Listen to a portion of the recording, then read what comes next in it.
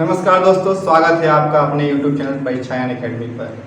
तो हम पिछली कक्षाओं में जैव विविधता के बारे में पढ़ा चुके हैं। तो चलिए आज आगे बढ़ते हैं, देखते हैं भूमंडलीय जैव विविधता। भूमंडलीय जैव विविधता क्या है, आइए समझते हैं पॉइंट वाइज। पहले हम बताते हैं जैसे कि हमारे पृथ्वी पर धरातल पर हमारे शुरुआत में जैसे महाद्वीप आदि का निर्माण जब होता है तो मतलब कि यहाँ के पर्वत निर्माण आदि के फलस्वरूप मतलब वनस्पतियाँ जीव जंतु इनका भी विकास हो गया। इनके फलस्वरूप भी पर्यावरण पूरा अपना विकसित होता है। तो ये मतलब पर्यावरण जब विकसित होता है तो इसमें आगे चलकर वर्तमान समय देखते हैं तो बहुत सारी विषमताएँ और विभिन्नताएँ पाई जाती हैं, जिसमें जीव जंतुओं में उनके प्रजातियों में आदि में विभिन्नता पाई जाती है। तो हमारे भूमंडलीय मतलब बात करते हैं पृथ्वी पर ही कि मतलब कि यहाँ पर जैसे पृथ्वी पर उपस्थित कई प्रकार जैसे कि देखते हैं कि कहीं जलवायु के मतलब कि परिवर्तन के फलस्वरूप देखते हैं वहाँ पे कुछ भिन्नताएँ होती हैं। तो वहाँ पे जीव जंतुओं की अधिकता होती हैं, कहीं कहीं मतलब कि इफेक्ट मतलब कम प्रभाव पड़ता है तो वहाँ पे कम जीव जंतु पाए जाते हैं, पौधे पाए जाते हैं। तो ऐसे हम समझते हैं कि हमारे पृथ्वी पर विश्व के स्तर पर कितने भागों में किस किस प्रकार में जैव विविधता विस्तृत है। तो चलते हैं, पहले इसको दो लाइन में लिख कर समझते हैं कि भूमंडलीय जैव विविधता होती क्या है।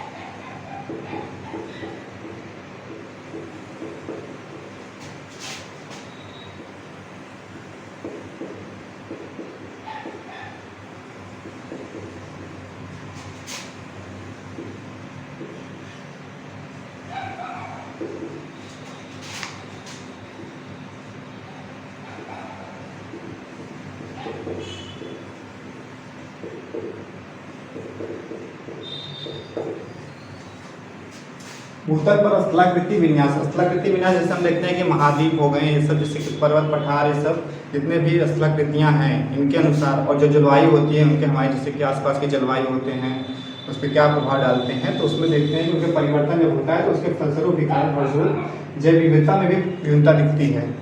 तो इसमें हम देखते हैं पहले विश्व स्तर पर कि इसको डिवाइड कर लेते हैं। विश्व स्तर पर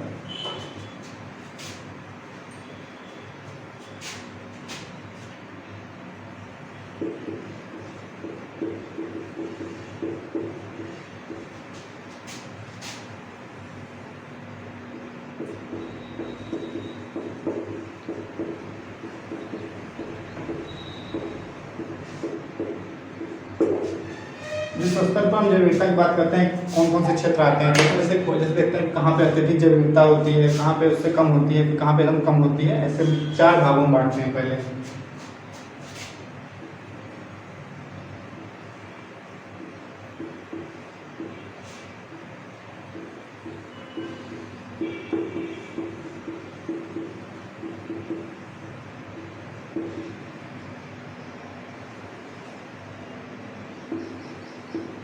अत्यधिक जैव विविधता क्षेत्र, फिर दूसरा हमारा है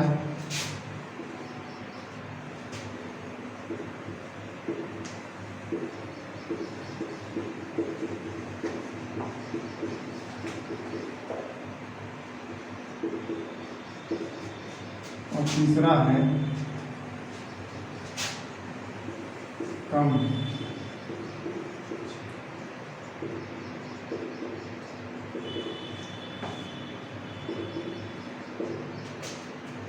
चौथा एकदम निम्न जैव विविधता क्षेत्र।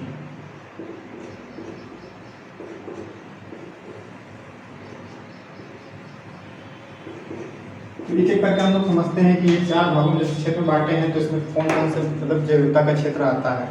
इसमें हम पहले बात करते हैं अत्यधिक जैव विविधता वाला क्षेत्र। अत्यधिक जैव विविधता क्षेत्र हम बात करते हैं जैसे कि हम देखते हैं कि हमारे जो कई जैसे भागों बांट देते हैं, पहले से उष्णकटिबंधीय वर्षा वन। उष्णकटिबंधीय वर्षा वन की विशेषता होती है कि यहाँ पे सर्वाधिक जैव विविधता पाई जाती है। सर्वाधिक जैव विविधता कारण क्या है?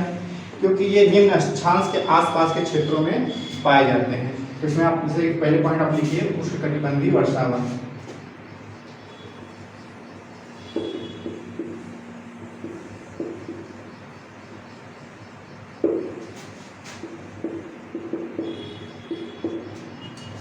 माना जाता है कि 50% से अधिक जो प्रजातियां हैं जीवों की वो इसी क्षेत्र में पाई जाती है। तो जैसे हम देखते हैं कि हमारे जैसे कि अमेजोन के बेसिन जैसे नदी है, अमेजोन का जंगल है, उसके आसपास के क्षेत्रों में वर्षा वन है। हमारे जैसे कि भूमध्य रेखा जो होती है 0 डिग्री, उसके आसपास देखते हैं कि वनों का जो विकास होता है उस क्षेत्र में सर्वाधिक मतलब प्रजाति विविधता पाई जाती है।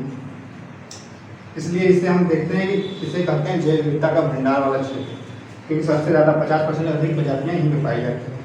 तो इसी में आप जैसे दूसरा पॉइंट डालेंगे तो जो हमारी प्रवाल भित्ति है, प्रवाल भित्ति के भी अत्यधिक जैव विविधता पाई जाती है।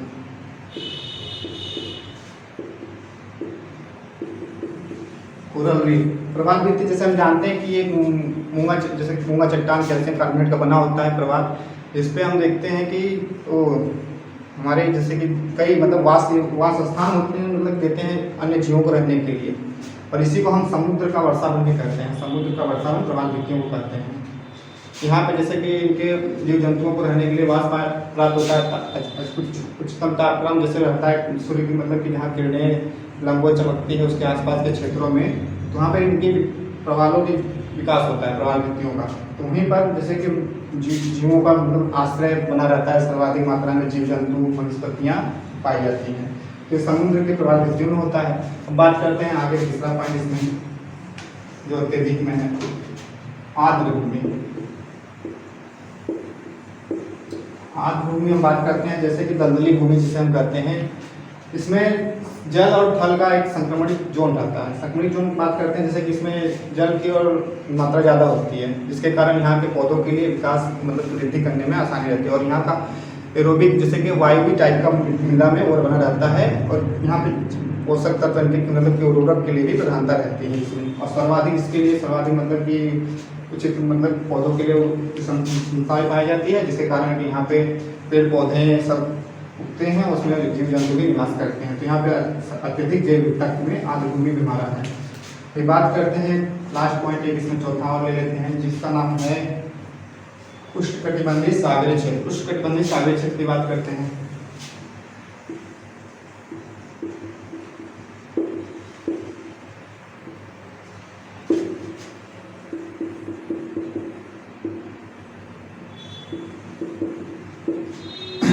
उष्णकटिबंधीय सागरीय क्षेत्र वे क्षेत्र हैं जैसे हम देखते हैं कि जो हमारे नदियाँ का निक्षेप बनता है सागरों के तट पे गिराते हैं। यहाँ नदियाँ मतलब अपना अवसाद ले जाती हैं, काफ़ी मात्रा में वहाँ पे बनाती हैं अवसाद टाइप पे। तो वहाँ पे जैसे कि जीवों के लिए एक वातावरण बन जाता है, जीव जंतुओं पेड़ पौधों के लिए। तो वहाँ पे सर्वाधिक इनकी मतलब कि विविधता अत्यधिक होती है उष्णकटिबंधीय सागरीय क्षेत्र में। अब हम बात करते हैं आगे दूसरा हमारा जो अधिक जैव विविधता वाले क्षेत्र है उसमें बात करते हैं। तो इसमें अगर समझते हैं कि इनसे थोड़ा कम रहेगा, लेकिन और सबसे इधर से ज़्यादा ही रहेगा। इसमें पॉइंट वाइज भी देख लेते हैं कौन कौन से हैं। इसमें बात करते हैं पश्चिमी यूरोप की। पश्चिमी यूरोप हमारा जो देश है मतलब कि यूरोप महाद्वीप, वहाँ कुछ देशों में बात करते हैं। तो पहले पहले पॉइंट बनाते हैं।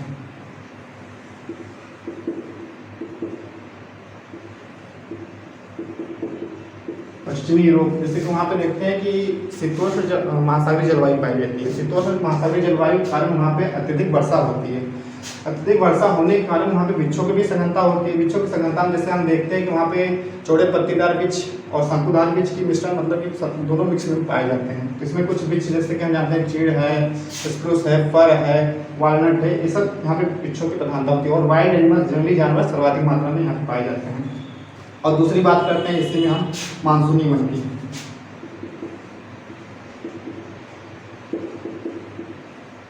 मानसूनी वन जैसे तुम देखते हैं जब हमारा मानसून जैसे महासागरों से जाता है तो वहाँ पे कुछ वन मतलब वनों का विकास होता है, सर्वाधिक वनों का, जैसे कि उनके मानसूनी कारण इफेक्ट पड़ता है, वहाँ पे वन ज़्यादातर विकसित होते हैं। तो हम जैसे एग्जाम्पल बात करते हैं जैसे हमारा मालाबार तट है, असम मेघालय का क्षेत्र है, वहाँ पे शिलोंग, यहाँ पे सर्वाधिक वर्षा होती है। वहाँ पे जो वन पाए जाते हैं मानसूनी वन होते हैं। तो इनकी खासियत ये है कि यहाँ पे सर्वाधिक वृक्षों का आवरण रहेगा, तो वहाँ पे जीव जंतु को भी अधिकता रहती है।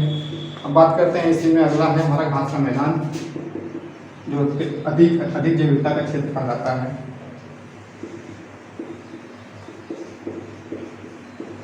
घास का मैदान जैसे हम बात करते हैं स्टेपीज, वेल्ड और ये पंपास, तमाम प्रकार के घास के मैदान हमारे विश्व स्तर पर पैमाने में मतलब कहीं कहीं पाए जाते हैं। तो वहाँ पे भी घासों में भी जैसे बड़े छोटे छोटे पिच उगते हैं, फिर वहाँ पे जीव जंतु वहाँ निवास करते हैं, वहीं पर अपना मतलब कि इकोसिस्टम बना के रहते हैं। तो वहाँ पे देखते हैं कि जैव विविधता अधिक रहती है। तो वहाँ पे घास के मैदान में जैसे पंपास जितने प्रकार के घासों का विकास होता है वहाँ पे जैव विविधता अधिक होती है। और हम चलते हैं थोड़ा आगे बढ़ते हैं तो देखते हैं कि कम जैव विविधता वाला क्षेत्र, जैसे कि हम देखते हैं यहाँ पे थोड़ा कम जैव विविधता वाला क्षेत्र रहेगा। हमारे भूमंडलीय जैव विविधता में हम आगे बढ़ते हैं, देखते हैं अधिक जैव विविधता के बाद कम जैव विविधता वाला क्षेत्र। कम जैव विविधता वाला क्षेत्र देखते हैं क्या क्या है। जैसे कम जैव विविधता वाला क्षेत्र में है, हेडिंग डालते हैं पहले एक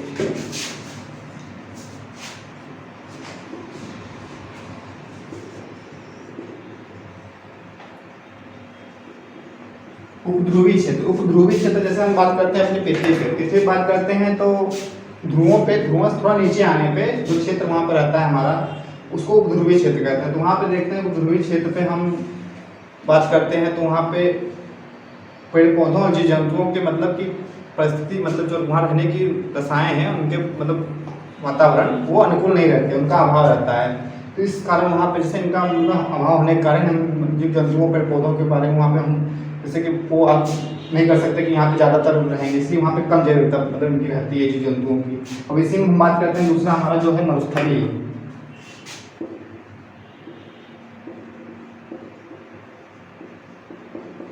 मरुस्थलीय मतलब देखते हैं हम जो रेगिस्तान का क्षेत्र होता है, सबसे बड़े क्षेत्रों पे जैसे हम बात करते हैं सहारा रेगिस्तान हो गया, हमारे भारत में थार मरुस्थल हो गया, ये सब इन क्षेत्रों में देखते हैं वनस्पतियाँ बहुत कम उगती हैं। जो भी उगती हैं बहुत मतलब कि कटीलेदार मतलब होती हैं, वहाँ पर जो वृक्ष होते हैं ये सब जैसे कि ज़्यादातर वहाँ पे अनुकूल नहीं रह पाते हैं अपने मतलब अनुसार, तो इसलिए वहाँ पे जीव जंतुओं की भी संख्या बहुत कम होती है। और जीव जंतुओं में जैसे हम देखते हैं कि बस वही छोटे मतलब कि छोटे छोटे जीव जंतु छिपके लिए जाते रहती है, सांप रहते हैं जहरीले।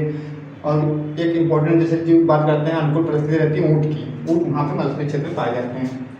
और फिर इसी क्रम में आगे बढ़ते हैं, लिखा है निम्न जैव विविधता वाला क्षेत्र। निम्न मतलब सबसे कम हम बात करते हैं कि इसमें मतलब कि सबसे कम जैव विविधता जहाँ पाई जाती है उसके बारे में। इसमें बात बस दो चीज़ इंपॉर्टेंट आप याद कर लीजिए कि हमारे ध्रुवों पर, पृथ्वी के ध्रुव मतलब कि उत्तरी ध्रुव और दक्षिणी ध्रुव पर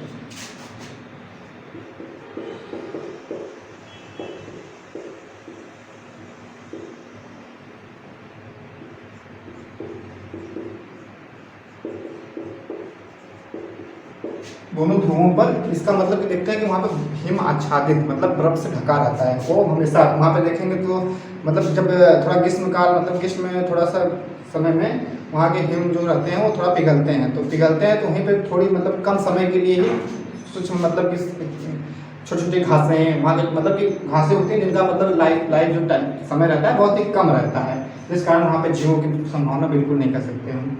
बस शैवाल कवक ऐसे मतलब वहाँ पे उगते हैं।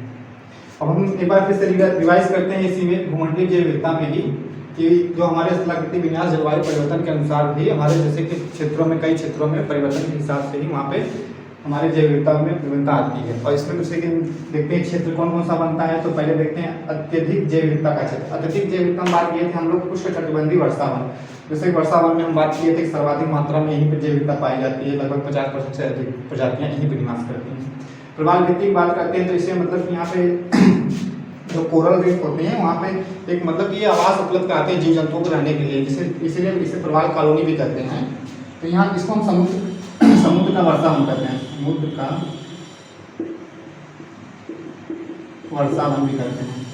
अब बात करते हैं आर्द्र भूमि मतलब कि एकदम वो वाली मृदा जैसे पीठ मृदा जैसे दलदली भूमि होती है जहाँ पे जल की मात्रा ज़्यादा होती है, वहाँ पे फिर कुछ मतलब अत्यधिक जैव विविधता पाई जाती है। अत्यधिक कारण यही है कि यहाँ के मतलब की मृदा में सर्वाधिक मात्रा में पोषक तत्व भी विद्यमान रहते हैं, जल भी रहता है, वायु भी रहती है, इसलिए यहाँ पे पौधे बहुत जल्दी शीघ्र से बढ़ते हैं, जिसके कारण यहाँ पे सर्वाधिक मात्रा में पेड़ पौधे और जीव जंतुओं का विकास होता है।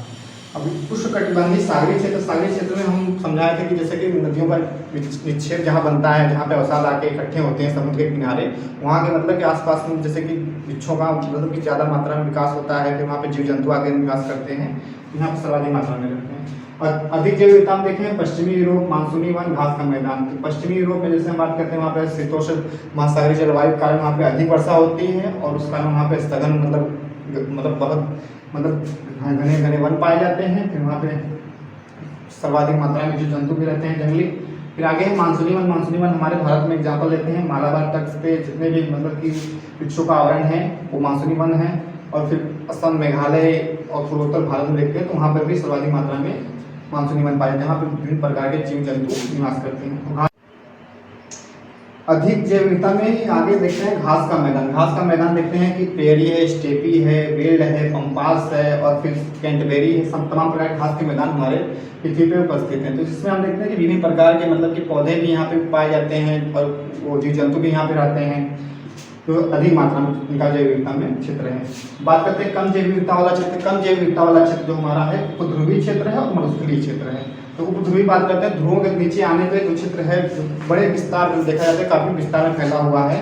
जो मतलब कि जीव जंतुओं वनस्पतियों के यहाँ पे अभाव होता है बहुत, मतलब कि जैसे कि वहाँ पे अनुकूल परिस्थितियाँ नहीं पाई जाती हैं जिस कारण यहाँ पे कम जैव विविधता होती है। और फिर बात करते हैं मरुस्थलीय। मरुस्थलीय मतलब हमारे बात करते हैं रेगिस्तान क्षेत्र जैसे सहारा हो गया, थार मरुस्थल भारत का हो गया। इन सब क्षेत्रों में भी बहुत कम जैव विविधता वाला मतलब कि क्षेत्र है जिसमें बहुत कम पेड़ पौधे पाए जाएंगे, जीव जंतु यहाँ पे निवास करेंगे।